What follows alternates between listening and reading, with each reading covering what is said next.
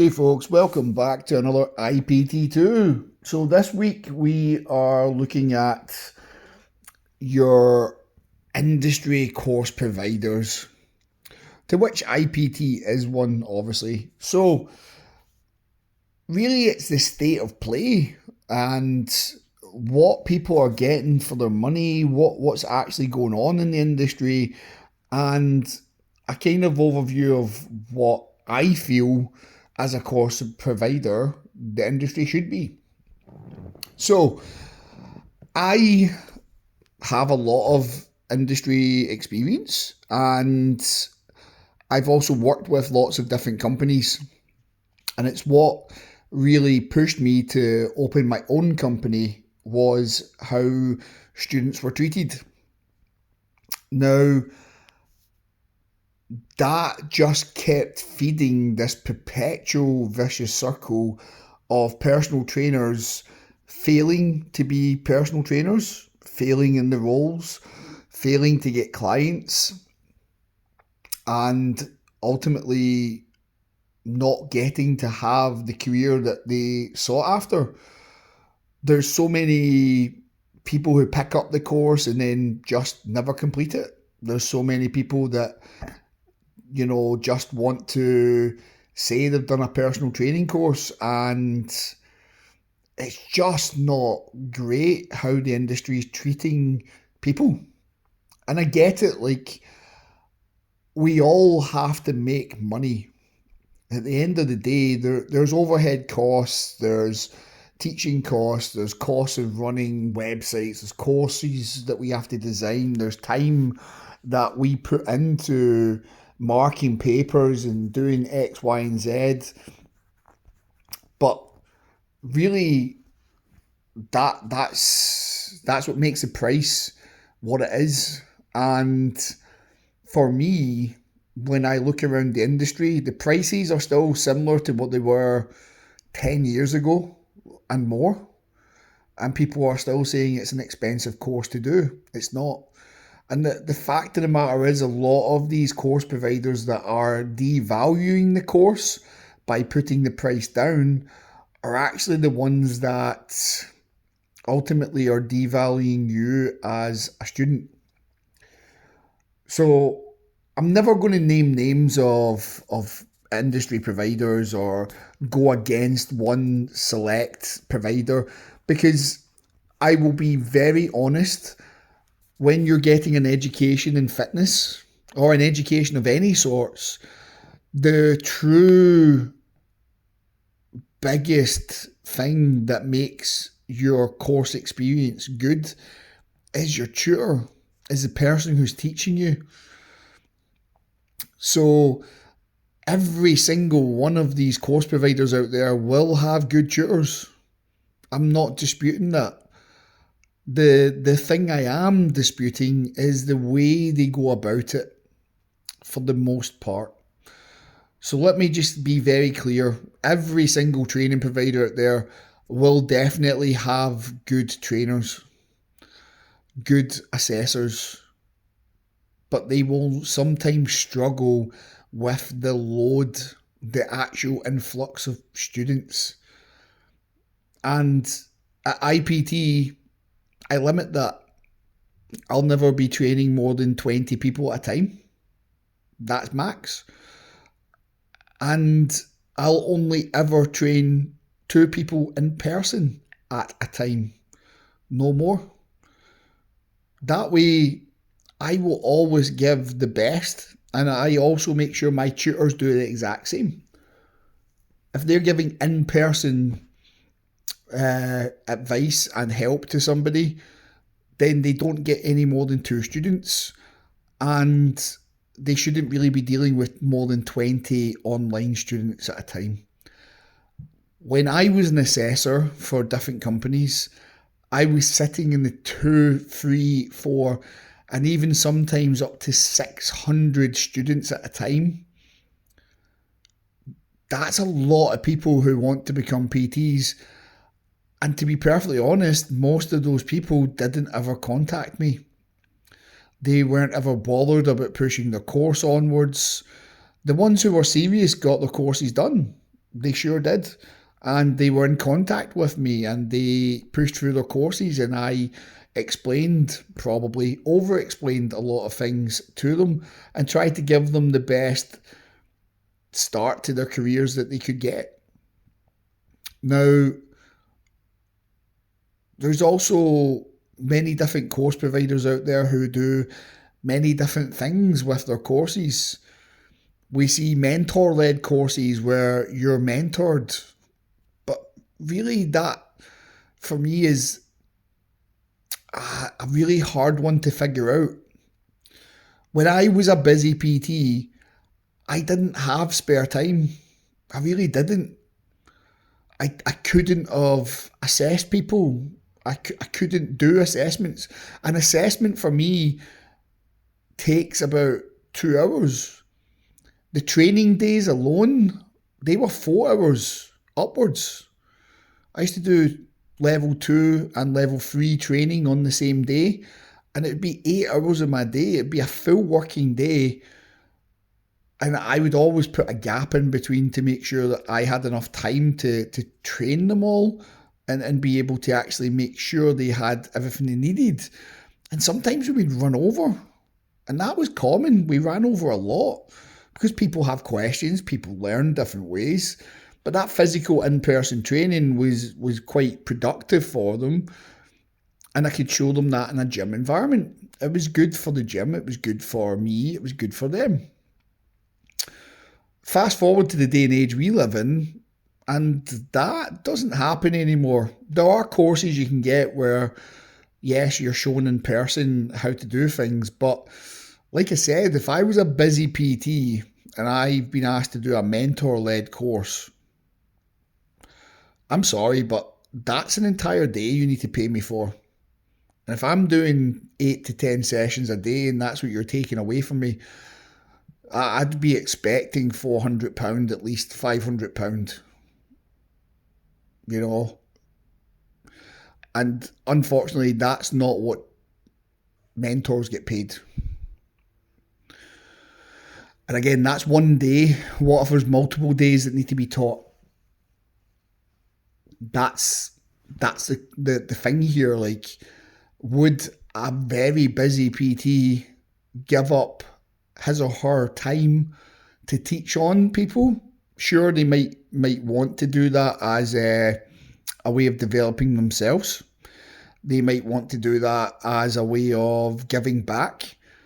But ultimately, most personal trainers, although they're in it to help people, still want to make money.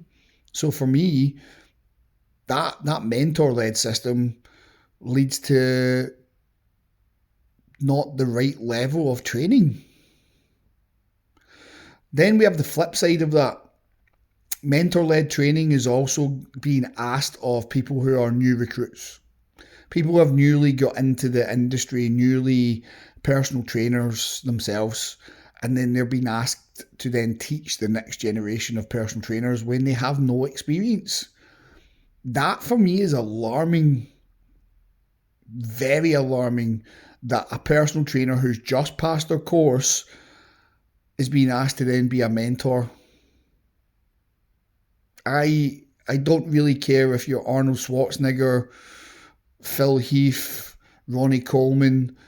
If you've just passed a personal training course, you don't have enough knowledge yet to then pass on. You're not a teacher. You're not an assessor. You've not got the skill sets to be able to do that at a good and high level to make sure that the next person coming in is then of a good high level. I was a personal trainer for almost 5 years before I decided to get into assessing. I learned my craft and I got successful at it. And then when I moved back to the UK, I then decided I would like to try help people and went down the assessing route before I rebuilt my PT business to a level that was sustainable for doing both. It gave me a living and allowed me to push my career forward in that aspect. And ultimately, years later, I would then be picked up on a salary for teaching, which is amazing. And it was an amazing experience doing that. So, mentor-led training, I think, bogus. Why would you want a mentor? Why would you want somebody who is not of a certain level to then teach you to be a personal trainer? If they don't have a successful run business or have had a successful run business in the past, how are they going to teach you to have your own successful business? And sure, the personal training course isn't really about running a successful business, but in my eyes, that should be embedded in it. And that's what we do at IPT. We embed that information into the things we teach. And sure, we have an additional course that we give you that allows you to become better at that. But ultimately, if you're not a successful PT, how can you teach people to be a successful PT? It doesn't make sense. You could be a very good coach at it, but unless you have actually been through it, it just doesn't work. It just really doesn't work. So we've got that side of it. That really frustrates me. We then have the online personal trainer courses, which frustrate me just as much. Now, when we look at online personal training courses, and again, I obviously have my own version of that. Most online personal training courses, they only give you the materials, tell you to go away and study and pass your tests. There's no real in-person interactions. You may have the odd email, the odd phone call with somebody, the odd webinar, but it's not good enough. Really not good enough. And there are going to be courses out there that have really good information. I do know of quite a few of them, and they have went the extra mile for their online service and embedded videos that teach you more about the subject matter and how to think conscientiously about becoming a personal trainer. And that's a good thing. That's where you start to get wins, but that's not the big companies. The big companies out there, unfortunately, like any big company, have still made it cookie cutter. Here's what's going to make you pass your course. So you don't become a good personal trainer. What you become is somebody who just passed a certification. And let's be very clear, most of these companies are giving you a certificate, not a diploma in personal training. There's more to it when you do the diploma. So again, let's just keep clear with that. Now, moving forward, fast track courses. Now, IPT offers a fast track course. We offer a 90-day fast track course. The reality is most students will not complete their training in 90 days. It's almost impossible. And it's just because, for the most part, you're going to look at your training and you're going to be overwhelmed. You're going to be overwhelmed with the amount that needs to be done in the diploma. Now, again, if you're doing the certification, there's a little less work, but there's still a lot of work to be done. Some of it can seem very complicated for the way it needs to be done. And that's where the course videos that I create and the additional materials and X, Y, and Z are all there to help you. And in 2026, I'll be redoing a lot of the materials to update them. And that's just because I'm a big believer in making sure that the information stays relevant, you know. And when you're teaching as well, the more you teach, the more you learn what actually resonates with students. So I can adapt some of the trainings that I've already done and documents I've already done to help people understand what's good for them. So that's exactly what I'll do.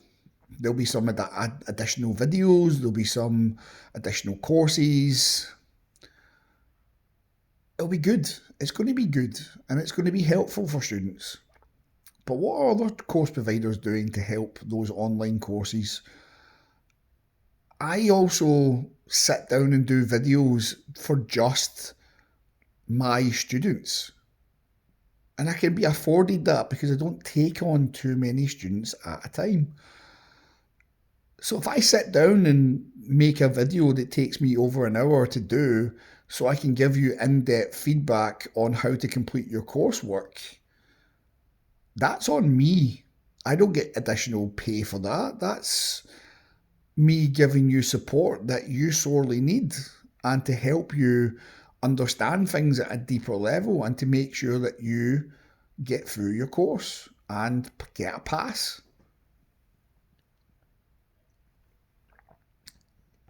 But does all training providers do that? No matter what training provider you pick, at the end of the day, there's going to be positives and negatives for almost any training provider, including IPT. I just have set standards that means that our company works in a certain manner which I don't see other companies doing. It's one of the reasons we opened IPT, was to ensure that the information and experience you were getting was vast. All the people involved with IPT meant that your learnings, the actual things that you were getting taught, were just out of this world compared to the competition. They were going to be, and they still are, ahead of the game when it comes to the kind of one-on-one service you get from me and the other tutors in IPT. Now that's us having to blow our own trumpet a little bit there, because we just don't see it in other course providers. And sure, like, some course providers will say this and that, and I'm sure when I worked with other course providers, I know for a fact there was complaints about me, but it was because my hands were tied on how I was able to actually give feedback to people, what I could do for them, the amount of time I could spend with them, because I wasn't getting paid to go and spend time with students until I was salaried and I was working for a company that valued that kind of interaction. I generally helped people as much as I could, but at the same time, there was a lot of students out there who should have never been on the course. They should have never been allowed to be on the course, because even though there's no real entry requirements to be a personal trainer, they didn't have the prior knowledge to be able to then go and do the course. So they struggled. And as much as you want to teach people to be good personal trainers, if a person hasn't got some experience in the gym, they're not going to succeed on the course itself, never mind as a trainer. So in retrospect, and looking back at the people I've trained over the years, it's been wonderful seeing so many go on to be successful personal trainers. But I also have to put my hand up and say, well, what happened to some of the other ones? And although I can help people get through their course, it was never the case that they were all going to be a success. Now, the ones who kept in contact, the ones who came to more courses, the ones who wanted to know more and had a passion, and I gave them that extra help and support, some of them went on to be phenomenal personal trainers. They went on to be PTs of the year themselves. But some people failed in the industry and left. So I guess when we're looking at what course providers provide and what the students bring, there has to be a little bit more of an entry point now.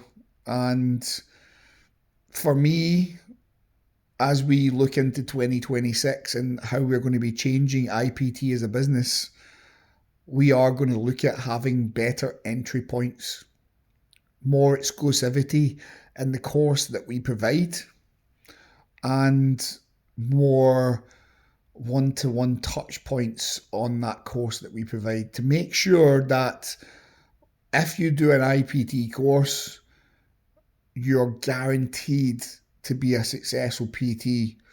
Now, that's going to have to come with the person themselves putting an effort. But if they've got through that initial stage of completing their course, doing the additional courses we tell you to do before going out into the world of PTing, then by God, you'll be a good PT. So I think so far we're at 20 odd minutes now, and I've just really rambled a lot about other training providers and students and stuff. And I think it's important to understand that when you're a student looking to find a course provider, you need to meet yourself where you are. Now, back when I chose my course provider, it was hard because there wasn't that many courses, and I did have to go for one of the cheapest options. But for me, that cheap option felt like I was getting a lot for my money, so I took it, and I was happy with it. And I thought, great, I'm going to learn so much. And then I went on the course, and I had a background in training, and I didn't learn as much as I thought I was going to learn, which was sad, because I thought there was so much more to being a personal trainer. But then I got out of the course and I started to learn more about other aspects of health, fitness, mentality, psychology, and so on. And I realised there's so much more to learn than just what the course teaches you.